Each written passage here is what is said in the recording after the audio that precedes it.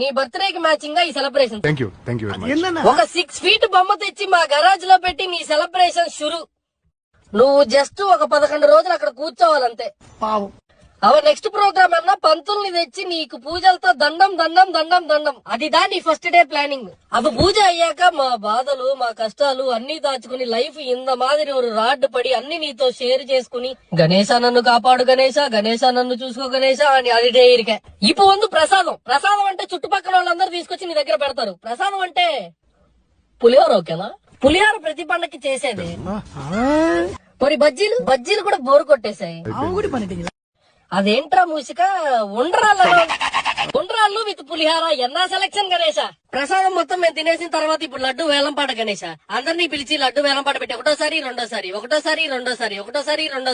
1 2 3 కట్టు పన్నా నీ లడ్డు సేల్ గణేశ. ఇప్పుడు అసలు డీజే స్టార్ట్.